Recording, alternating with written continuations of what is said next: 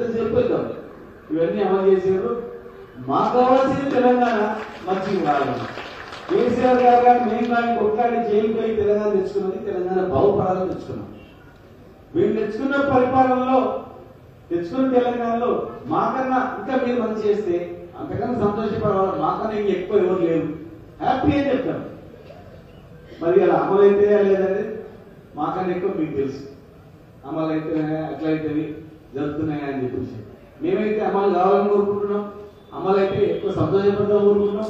ఇవన్నీ అమలు అయితే మేము కూడా మాకు ఏం బాధ లేదు. కానీ ఈరోజు ఓటమికి కారణం అదొకటే కాదు, అందరం కారణమే. నేను చెప్తున్నాను, పై నుంచి కింది వరకు ప్రతి ఒక్కరు బాధ్యతలే. తక్కువ ఎక్కువ ఉంటాయి. నేను మీరు మాట్లాడిన దానిలో తప్పని చెప్పను. 100% తప్పు జరిగింది. మోసపోయినాం, అందరు నమ్ముకొని మోసపోయాం. మనకు గుంపుల మోసగాళ్ళు ఎవరు తెలియలేదు, నిజమైన నిజాయితీ పనులు తెలియలేదు. కష్టపడ్డని మర్చిపోయాం. వాస్తవమే, మొదటి నుంచి ఉండి కష్టపడ్డని మర్చిపోయాం. గుంపుల సైన్యం వెళ్ళిపోయేవారికి అది ఇంకా కష్టపడి వచ్చింది అనుకున్నాం. కానీ ఆ అవకాశం గురించి సమయం గురించి వచ్చేది గుర్తించుకోలేకపోయాడు. తర్వాత అన్ని కారణాలు, ఒక కారణం కాదు, ఒక కారణం అని చెప్పలేము. మనం ఒక చిన్న కారణం అని చెప్పడానికి లేదు. ఎవరైనా సహజంగా ఊర్లో కరెక్ట్ ఎలక్షన్స్ అప్పుడు మనము 2 కారణాలు ఉన్నాయి. ఒకటేమో మనం ఇచ్చే స్కీమ్లన్నీ బ్యాన్ చేస్తున్నాయి. సర్పంచ్ కూడా అడిగితే నివేదించిన ఒక్కో సర్పంచ్ అనేవాడు. వాటికి సర్పంచ్ చేతి నుంచి ఇచ్చే స్కీమ్ ని మనం బ్యాన్ చేసిన తర్వాత సర్పంచ్ కి అవును ఎట్ట కంట్రోల్ ఉంటుంది, ఎంపీటీసీ అవును ఎట్ట కంట్రోల్ ఉంటుంది. దరఖాస్తు తీసుకొని ఆమె పెన్షన్ ఇచ్చిందే, పెన్షన్ ప్రొసీడింగ్ ఇచ్చిందే, రైతు బంధు ఆమె పిలిచి రైతులకంతా రైతు బీమా ఇచ్చిందే, రైతు బంధు ఇచ్చిందే, ఆమె చేతకుండా డబ్బులు ఇచ్చిందే, ఆమె చేతకుండా ఆ సర్పంచ్ చేతకుండా జరిగింది. మా ఎంపీతో జెడ్పీసీ వాళ్ళ ప్రొసీడింగ్ ఇచ్చి దరఖాస్తు పరిశీలించి చేసింటే బాగుండేది. మనము కొంతమంది రాష్ట్ర స్థాయిలో కొంతమంది అధికారులను అన్ని ఏం చేశామంటే డైరెక్ట్ గా ఏదో చేస్తే అయిపోతుంది సార్, బట్టలు వస్తే కుయ్యి కుయ్యి కుయ్యి అని దాన్ని వస్తాయి అయిపోతుంది సార్ అనుకున్నాం. కానీ అసలు వచ్చే కాడ పోయిందిగా డైరెక్ట్ గా అడిగేసే వరకే సర్పంచ్కి ప్రజలకు ఇది లేకపోయా, సర్పంచ్ ఇచ్చిన ఇది లేకపోయా, సర్పంచ్ కన్న కష్టాలు పడి ఊరు బాగా చేసి తిప్పలు పడి కడుపు కట్టుకొని అప్పు చేసి నా సహాయంలో మంచి కావాలి ఇవ్వడని కన్న కష్టాలు పడి సర్పంచ్ కానీ వార్డు మెంబర్లు కానీ ఉప సర్పంచులు కానీ వాళ్ళ కష్టం అంతా ఏట్ల పచ్చులు చూసినట్లు అయిపోయినా. ఎందుకంటే డైరెక్ట్ స్కీమ్ ఆమె ఇప్పించినా కూడా వాళ్ళు నమ్ముతలేరు. ఒక ఊళ్ళో నేను అన్వాడెడ్ క్వార్టర్ని నేను మా లక్ష్మయ్య గారి అందరూ తిరుగుతుంటే ఆ కుమ్మరికేకి పోయినాను. కుమ్మరి సత్యం బాగుంది, సత్యం ఇంటికాడ పెన్షన్ వస్తుందంటే ఎవరు ఇస్తుందంటే పోస్టర్ చేస్తున్నాను. ఎవరు శాంక్షన్ చేసిన ఆయన శాంక్షన్ చెప్పా చల్ల బతున్నాను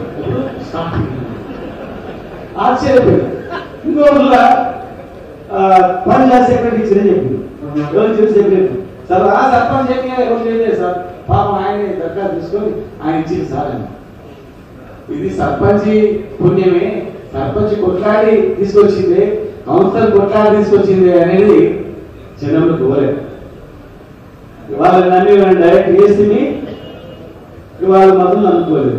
అట్లా మనం చేసే ప్రతిదీ కూడా అంగన్వాడికి ఇచ్చే అపాయింట్మెంట్ నుంచి ఆ సబ్స్టేషన్ లో భూమి పోయిన వాళ్ళకి ఎమ్మెల్యే తక్కువ ఇచ్చే ఉద్యోగం అట్లా చిన్న చిన్న అన్ని కూడా ఒక సర్పంచ్కే కాదు డైరెక్ట్ ఎమ్మెల్యే చేసేటివి కూడా డైరెక్ట్ గా మనం ఆఫీసర్ల చేతిలో పెట్టేవరకే మన విధానం, మన ప్రభుత్వ పాలసీ, మన ముఖ్యమంత్రి గారి పాలసీ. కానీ మన పాలసీ మంచి ఉద్దేశం తెచ్చిన పాలసీ ఏంటంటే లింక్ కట్ అయిపోయింది. కింద లింక్ కట్ అయిపోయేవరకే కన్ను తప్పాడు. లేకపోతే మనం చేసిన స్కీములు మన సర్పంచ్, మన ఎంపీసో, మన ఎంపీకో, మన వైస్ ఎంపీకో, మన జెడ్పీసీ ఇచ్చింటే ఇలా ఊళ్ళో పోగానే అమ్మ వాళ్ళ తింటున్నాం బిడ్డ, అమ్మ వాళ్ళ బతుకున్నాం, ఇగో సర్పంచ్ అయ్యే వాళ్ళ కరెంట్ వచ్చే, ఇట్లా ఫోన్ చేస్తే కరెంట్ మీటర్ వచ్చేసి, మీటర్ లేకపోయినా వ్యవసాయం కరెంట్ వచ్చే, ఇవి సాగుబతులను బతికించిందని చెప్పి వచ్చింది. అవన్నీ జరిగినాయి. కొత్తగా వచ్చిన వాళ్ళు కూడా నిజంగా కూడా మోసం చేసిండ్రు, మోసం జరిగింది. ఇప్పుడు ఏమైపోయిందంటే అంత అయిపోయినాక వెళ్ళబడ్డారు. ఏం చేస్తే ఇప్పుడు అట్లా కూడా కాదు. కొందరు బెనిఫిట్ అయినా కూడా 30 కోట్లు రాష్ట్రంలోనే హైయెస్ట్ 30 కోట్ల నగదు, 30 కోట్ల రూపాయల నగదు పైసలు చెక్ రూపాయలు ఇచ్చినటువంటి నా నియోజకవర్గంలో 30 కోట్లు. ఇంచుమించు రాష్ట్రంలోనే ఒకటో రెండో ఉంటుంది. నేను ఫైల్ పట్టుకొని బిల్లు ఇస్తే ఫైల్ పట్టుకొని సెక్షన్లో చెప్తుంటే సార్ మా నాయకుడు సార్ సార్ మా మంత్రి సార్ రాగండి సార్ పంపించంటే సరే పంపిస్తా, పంపిస్తే చెక్ ఎప్పటికీ వస్తుంది అని చెప్తుంది. ఎంత వస్తుంది అని చెప్తుంది. 20,000 ఇస్తాను అందరిలాగా.